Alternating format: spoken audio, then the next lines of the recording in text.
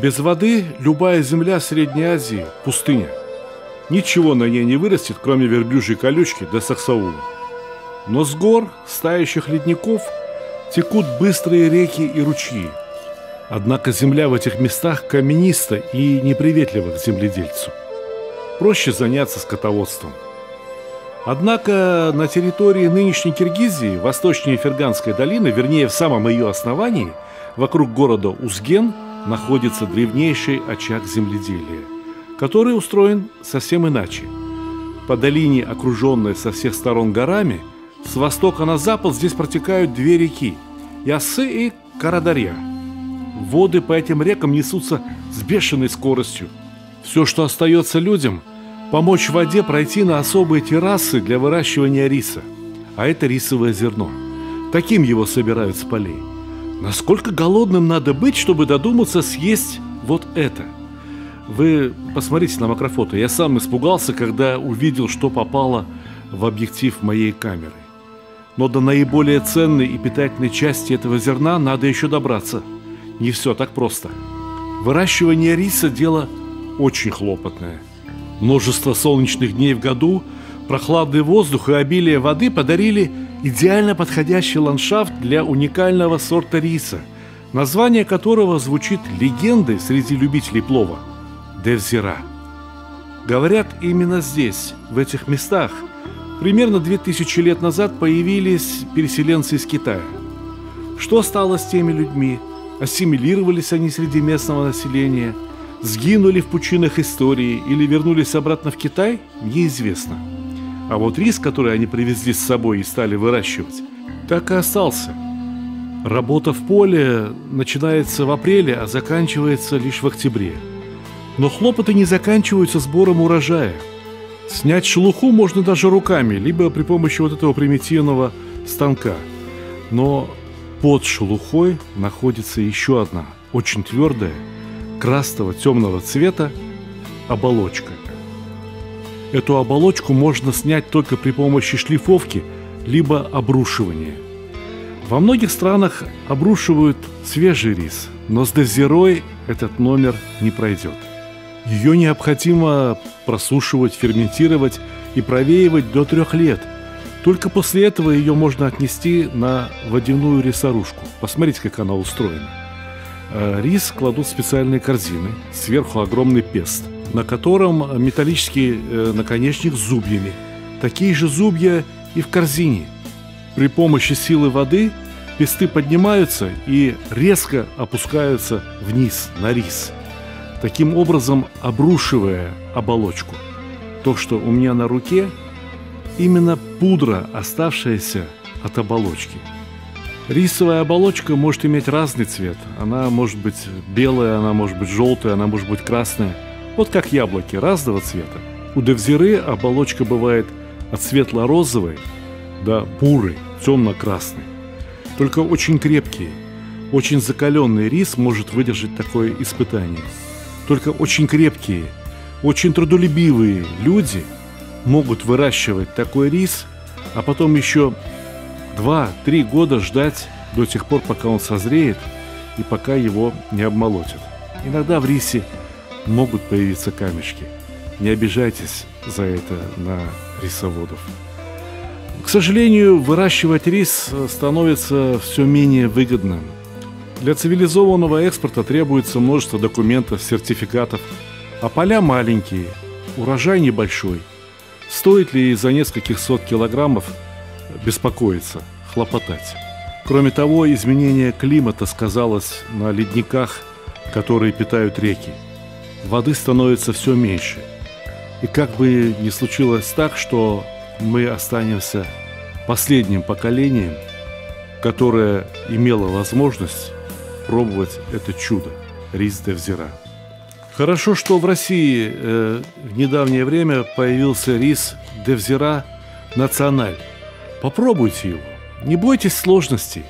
Ведь люди недаром выращивают этот рис уже почти что 2000 лет. Есть какие-то правила. Посмотрите, надо посолить рис. Залить его непременно теплой водой. Замочить. Полюбуйтесь, как рис встречается с водой после 3-летней разлуки. Посмотрите, каким красивым он становится. Буквально янтарь. Знаете, а ведь не зря люди выращивают с таким трудом, с такими сложностями этот рис на протяжении последних 2000 лет. Потому что этот рис, по моему твердому убеждению, является самым лучшим для приготовления гениального блюда – ферганского плова. Так уж случилось, что в Фергане всегда рос лук, всегда рос чеснок, всегда росла желтая некаротиновая морковь. Давайте поговорим о том, как чистить морковь. Не надо ее скрести, и не надо резать ее при помощи терки. Острый нож – единственное, что вам понадобится. Не давите пальцами на морковь слишком сильно. Слегка придерживайте ее. Если нож острый, то все получится хорошо. Торопиться некуда. Позовите на этот процесс хорошего соседа, друга. Заодно и побеседуете. Ну а с луком все совсем просто. Пополам и полукольцами. Не надо резать его слишком тонко, и ему все равно предстоит очень глубокое обжаривание. А нас ждет процесс, который сам по себе способен принести много-много удовольствия. Приготовление плова, ведь это не просто приготовление еды, это целый обряд. Здесь все очень важно. Пойдемте к казану.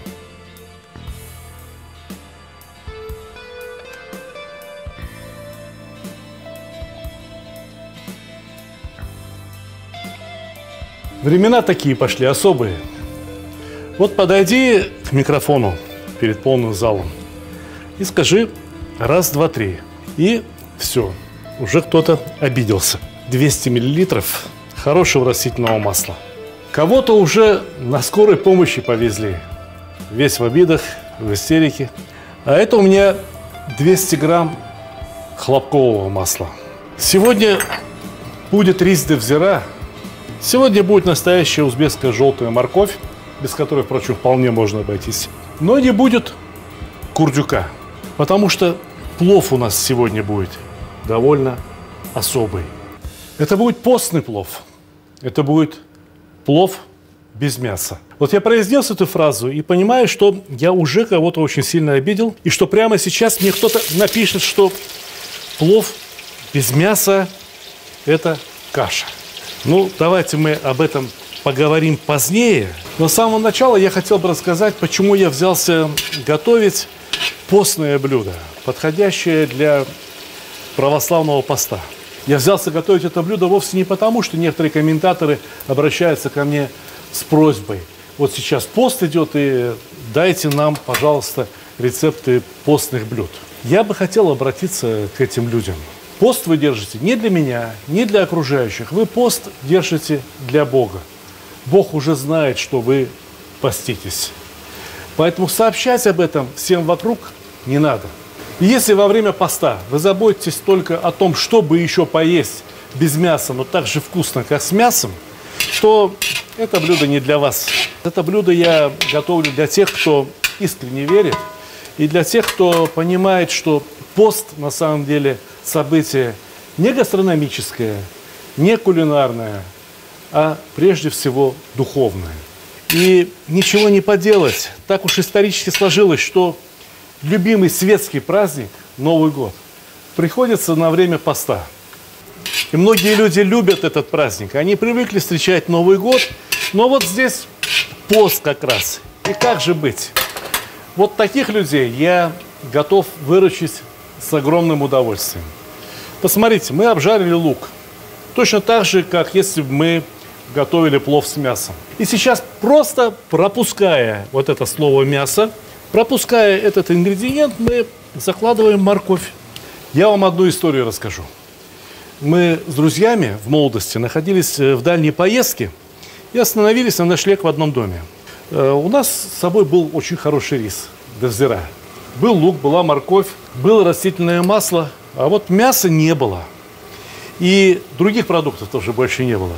Поэтому я решил попробовать, я решил приготовить плов без мяса. Ну что поделать, лучше уж поесть плов без мяса, чем совсем голодными спать ложиться. И вдруг оказалось, что плов без мяса получился практически таким же вкусным, как и с мясом.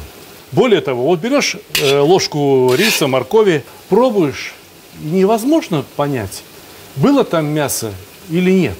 То есть рис и все остальные продукты несут в себе тот самый вкус классического узбекского плова. Как выяснилось, не мясо определяет его вкус. Вкус плова определяет особая подготовка продуктов. Вот обжарка лука, обжарка моркови, особые способы приготовления. Ну а если еще и рис очень хороший, и вы все очень хорошо пожарили, лук правильно обжарили, морковь правильно обжарили, далее как следует потомиться зирваку, то даже самый бесхитростный, самый простой плов получится очень вкусной едой. Вы, самое главное, зирваку дайте покипеть нормально. Убавьте огонь, дайте потомиться. Пусть вкус и запах наберет. И не забудьте добавить чесночка, перчика. Перчик у меня сухой, я его опускаю прямо сейчас. А вот чеснок довольно молодой. Его можно опустить и попозже. Успеет он приготовиться и успеет отдать все, что необходимо плову. Посмотрите, как изменился рис за время замачивания. Видите, он перестал быть прозрачным. Был янтарный, а теперь некоторые зерна стали белыми, а некоторые остались красноватыми. Но на каждом зерне обязательно остается рубчик. Так выглядит настоящая деззира. Теперь, пожалуй, что вот эту соленую воду можно и слить, и промыть рис. Обратите внимание, видите, сколько мути уходит. Вот эта муть, это, разумеется, никакой не кирпич. Это именно сама оболочка, раскрошенная в мелкую пудру. Знаете, в этом тазике будет трудно промыть рис. Переложим в посудину побольше. Наверное, надо объяснить, почему я сначала замачиваю, а потом промываю рис. Дело в том, что в первые минуты после встречи с водой рис впитывает в себя воду очень быстро. Далее этот процесс замедляется. Теплая вода впитывается очень быстро, а прохладная чуть помедленнее. Очень важно, чтобы та вода, которая впиталась в рис, была, во-первых, вкусной, хорошей, качественной, а во-вторых, соленой. Ведь если мы сразу начнем промывать рис, он за первые 5-10 минут впитает в себя какую воду? Воду из крана. Не соленую, не вкусную. Может быть, еще и хлоркой пахнущую. А теперь он впитывает воду очень медленно. И вот той воды из крана, которую мы сейчас промываем, он впитает совсем немного. В разы меньше, чем той хорошей, теплой, соленой воды. Кроме того, за время пребывания в теплой воде крахмал на поверхности риса разбух. И сейчас очень хорошо отходит из риса. Обратите внимание, как я промываю рис. Я поднимаю его, нежно-нежно поднимаю его кверху и отпускаю из ладони. Все, видите, вода стала мутная, сливаем. Ни в коем случае нельзя перетирать рис между ладонями, потому что сейчас рис очень хрупкий. Он будет трескаться, будет ломаться. И зачем покупать дорогой рис, если у вас в итоге останется рисовая сечка? Видите, совсем почти что чистая вода. Я в своих книгах писал, промывайте рис до такой степени, чтобы вода, которая сходит с риса, была пригодной для питья, чтобы вы ее своим детям могли дать пить. Ну вот, смотрите, если уж без фанатизма, то вода фактически чистая. Но всю воду сливать с риса не надо. Замоченный рис нельзя оставлять без воды. Начнет высыхать и весь потрескается. Видите, какой зирвак? Супер зирвак. Вот теперь в него можно заложить чеснок. Чеснок вместе с рисом поготовится и будет как раз готов. Давайте закладываем рис. Можно сразу прибавить огонь. Раскладывать лучше шумовкой, равномерно. Бывает так, выгрузишь сразу весь тазик куда-то посередине. Он здесь посередине и провалился, понимаете? Неровный слой риса получается.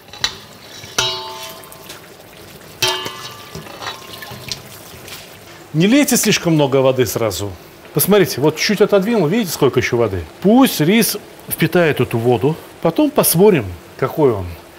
Надо будет, всегда можно добавить еще. Но если налили лишнего, то убрать воду из риса уже очень большая проблема. А рис готовится не только от нагрева. Рис готовится от того, что он впитывает воду. Понимаете, есть вода и есть нагрев. Вот тогда рис впитывает воду, разбухает, что называется, готовится. Нет воды, но рис нагрет.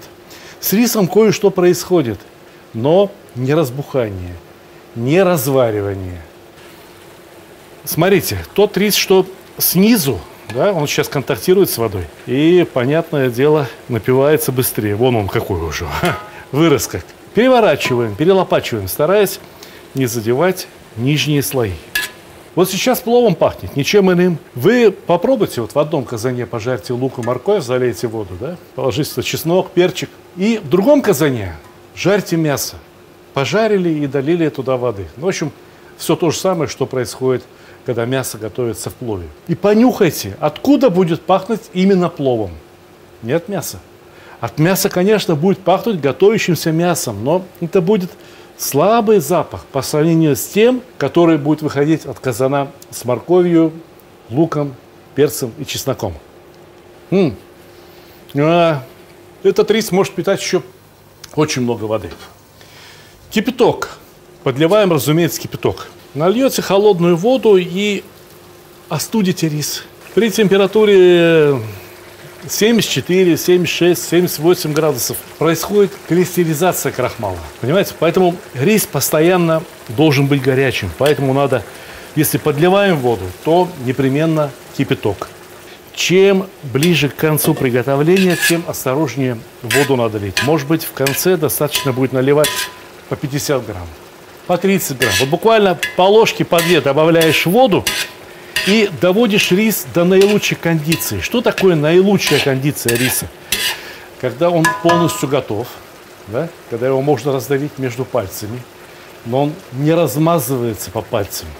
Понимаете меня? Ну, посмотрите, все, выпарилась вода.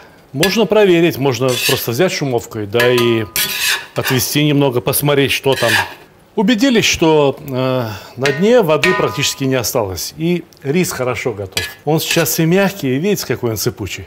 Поэтому можно накрыть крышкой, подождать минут 20, и, по сути дела, плов готов. Его можно будет есть. Но давайте скажем сами себе, а будет ли это праздничное блюдо, достойное новогоднего стола?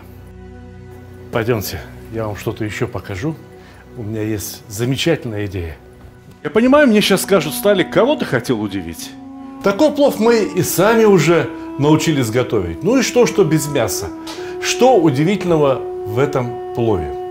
Спокойно, ребята. Все еще только начинается. Вот наверняка многие из вас уже знают, что в Азербайджане для плова рис готовят отдельно. И под этот рис подстилают промасленное тесто. Казмах называется. И тесто, приготовленное под рисом, получается настолько вкусным, что вот этого казмаха вечно кому-то не хватает. Поэтому повара пришли вот к какому способу. Они плов заворачивают в тесто и запекают его таким образом. Знаете, если применить этот способ к узбекскому плову, получается тоже очень вкусно. Берем 250 мл воды. Я думаю, чуть меньше, чем пол-ложки соли. Вот посмотрите, вот столько, да? Давайте сразу разведем в воде, чтобы соль равномерно распределилась по тесту. Аккуратненько наливаем воду и засыпаем муку. Здесь 500 грамм муки. Закрываем крышечку, нажимаем кнопочку, и тесто замешивается само собой. Руки свободны. 2-3 минуты, и все готово. Тесто можно вынимать. Посмотрите, как вынимается тесто. Вот если какой-то кусок у меня остался там внутри, здесь есть кнопочка пульс, надо провернуть таким образом, чтобы комок теста оказался наверху. Машинку пока отставляем в сторонку. Давайте тесто сформируем в один комок, может быть, чуть-чуть подпылить муки.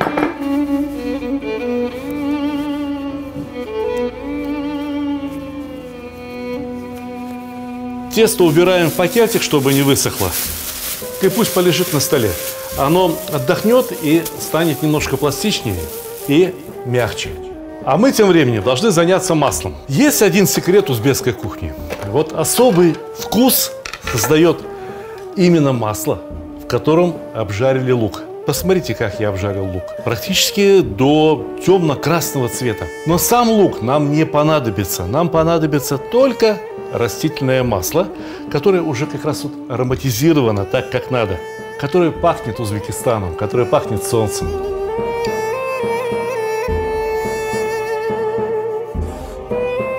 Сейчас вы увидите, как мы будем использовать это масло. Пусть оно пока постоит в сторонке, потому что нам пора раскатывать тесто. Но прежде чем раскатывать тесто не при помощи вот этой скалки, а при помощи автоматической раскатки в длинные ленты, мы должны подготовить сочни.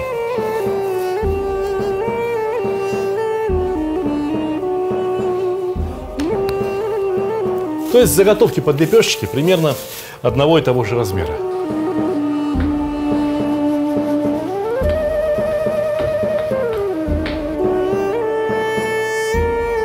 И теперь на эту же самую машинку мы устанавливаем тесто-раскатку. Ну, по сути дела, два вала, расстояние между которыми регулируется от 0 до 9.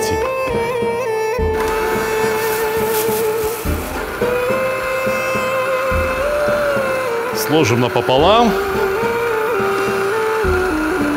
Еще раз.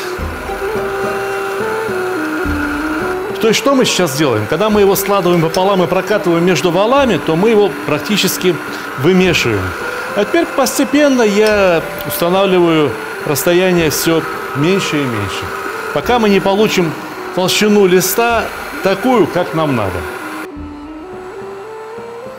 Вот все, я считаю, что тоньше мне просто-напросто не надо. Посмотрите, я выкладываю тесто сюда,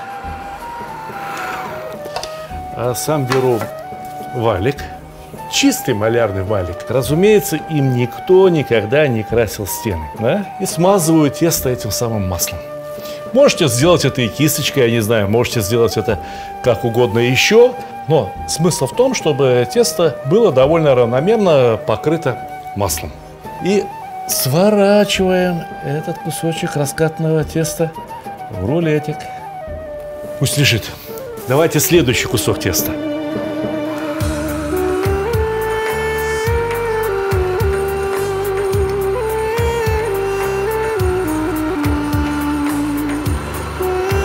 Добавим немножко муки, чтобы тесто не клеилось к волкам.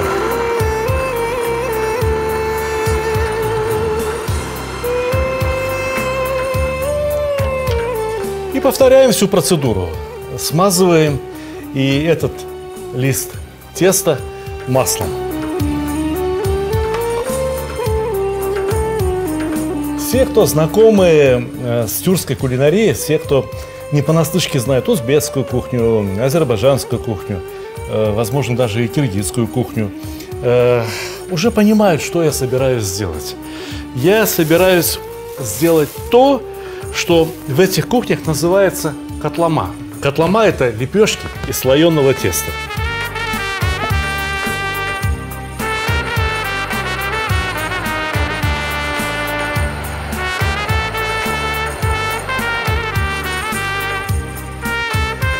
Классная машинка. Сразу вам скажу, как готовили котламу 1000 лет назад, да и до сих пор точно так же готовят. Брали вот такой же кусок теста и раскатывали его длинной метровой скалкой на большом столе в такой вот огромный метровый круг. Этот метровый круг нарезали полосками. Его точно так же смазывали маслом и сворачивали в один рулет. Собственно говоря, в конце этого ролика будет слайд-шоу, небольшая фотосессия, когда мы готовили котламу примерно аналогичным способом. И там все увидите, там все понятно.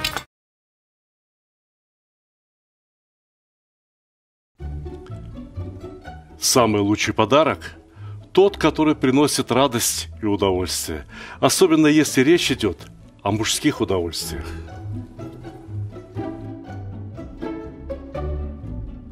Самый лучший подарок – тот, который приносит пользу. Например, Кому не хотелось бы наконец-то разобраться в приготовлении мяса? Самый лучший подарок – это то, что принесет хорошее настроение в погожий, солнечный день.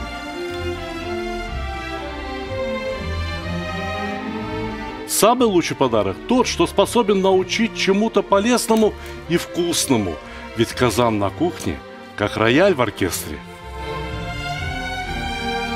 Самый лучший подарок – это расширение кругозора. А вы думали, что плов – это блюдо с единственно верным рецептом? А не пора ли покорить все вершины великого блюда? Самый лучший подарок – тот, что может сделать человека счастливым. Ничто не укрепляет семью так, как вкусное и доброе застолье. Отличный подарок – это книга с новыми рецептами из хорошо знакомых продуктов, к тому же приглашающая в очень вкусное путешествие в мир Востока. Самый лучший подарок, когда все самые любимые и популярные рецепты собраны в одном месте, где текст превращается в видео, а картинки оживают. Полюбуйтесь, какой красавчик. Самый лучший, самый ценный подарок – это дружба между братскими народами. Теперь вы совершенно точно можете сказать, что с татарами вы уже давно пуд соли съели. Моя самая новая и самая любимая книга рассказывает о земле и раскрывает всю душу татар. Эти книги теперь можно купить любым удобным для вас способом. С автографом в моем личном интернет-магазине, либо с быстрой доставкой через Озон, либо с большими скидками и кэшбэком в мегамаркете.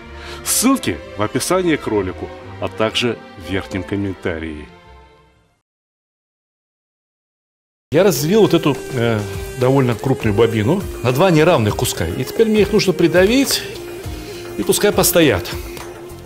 Теперь нужно весь стол как следует смазать маслом. Муку мы уже не подпыляем, муку не используем, потому что иначе тесто станет слишком твердым. А нам нужно получить мягкое, слоеное, очень вкусное тесто. Придавливаем сначала руками. Аккуратно. Еще аккуратнее. Еще. А теперь скалка. Вот тут уже тестомес не поможет. Здесь уже только ручная работа. Здесь уже скалка и ничего больше. И аккуратненько, только с одной стороны, не переворачивая на другую сторону, ни в коем случае. Постепенно пытаемся раскатать нашу котлому.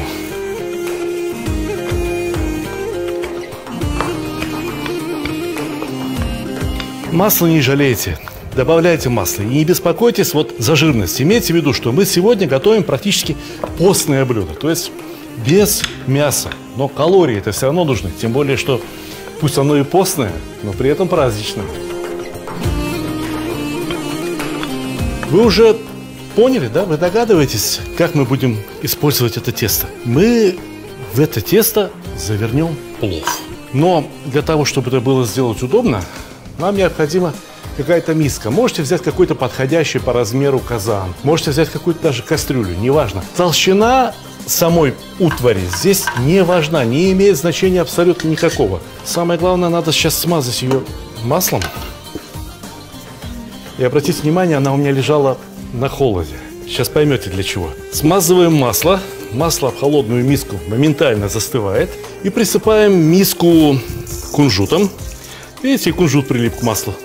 А потом еще и нигеллой, чернушкой, седаной. Не надо путать ее с луковым семенем. Нет, это другая специя.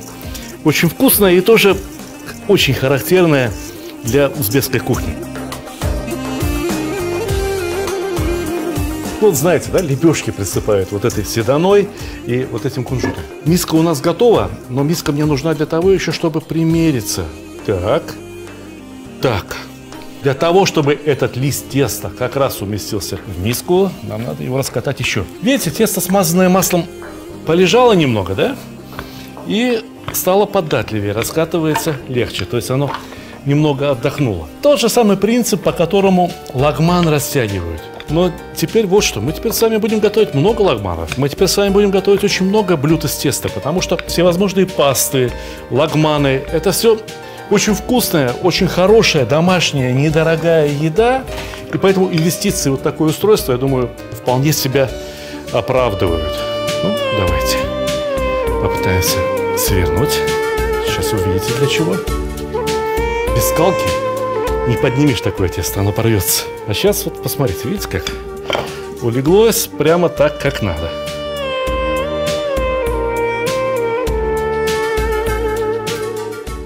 Отложим это тесто в сторонку. Вот это сочи нам надо раскатать в блин, который послужит крышкой. В принципе, бери эту лепешку, клади на сковородку, либо в казан, да и испеки. Вот получится нормальная домашняя котлама. Но нам нужна крышка. Ну и вот, отличная крышка. Пойду-ка я за пловом. Плов уже готов. Стекло тесто. Мягкое, податливое. Ничего страшного. Мы его обратно натянем. И все, надо закладывать сюда плов. Надо понимать, что мы его закладываем сейчас вверх тормашками, да? Вверх ногами. Поэтому надо найти, где здесь. Ага, вот они. Драгоценности наши. Чеснок. Перчики. Их надо будет заложить так, чтобы они потом оказались где? Наверху. И смотрели своими ростками куда? Кверху. Был еще один перчик. Ага, вот он. Посмотрите, какой плов. Полюбуйтесь на него. Да, отличный плов. Конечно, его можно поесть и без мяса. Он и без мяса очень вкусный. Вот оно место для чеснока и перцев.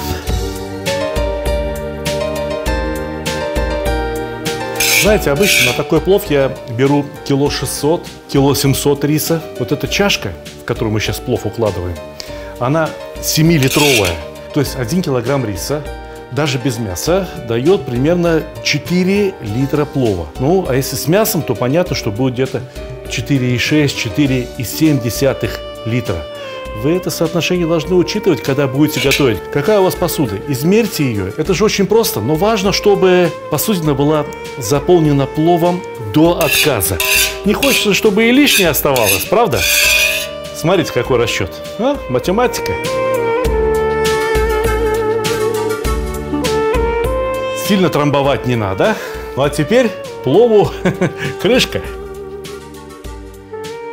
Хорошо, надеюсь, что не вытечет. Еще раз повторяю, толщина посудины не важна. Это может быть и чугун, может быть обыкновенная стальная кастрюля, эмалированная, алюминиевая, не знаю. Может быть даже вот такая жестяная миска. Но очень важно, чтобы эта сторона плова, это тесто, тоже прикасалось к металлической поверхности. И пошли запекать. Давайте теперь обсудим, какие преимущества у этого блюда.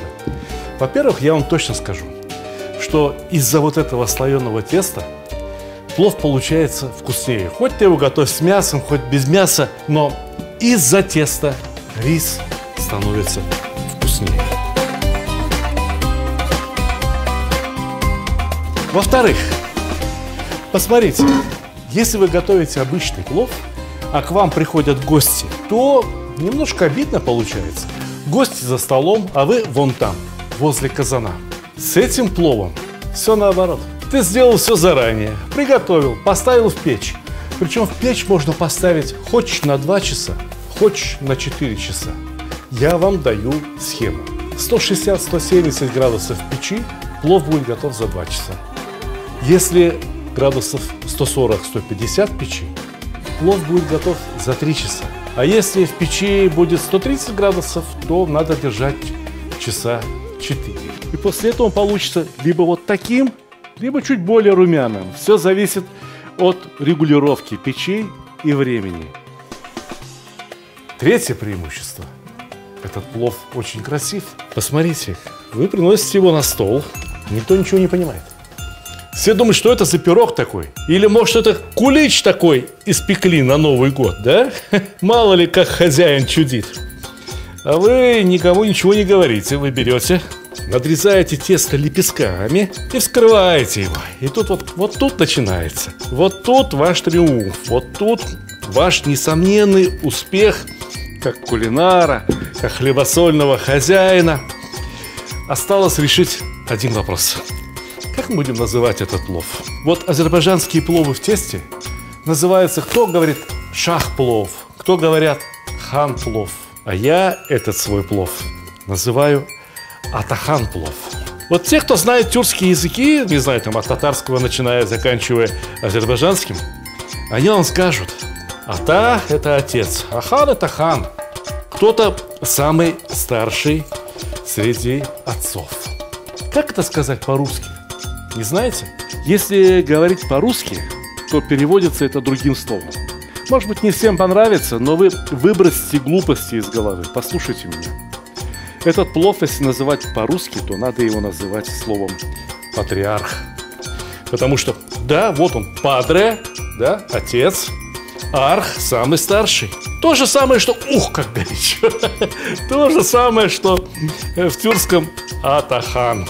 Одним словом, неважно, как вы это будете называть, для меня самое главное, чтобы кто держит пост, кто не держит пост, чтобы все ели одинаково вкусно, чтобы у всех было одинаково хорошее настроение, чтобы каждого из вас преследовали кулинарные успехи, чтобы у каждого из вас были успехи в труде. Крепкое здоровье и, конечно же, всегда приятный аппетит!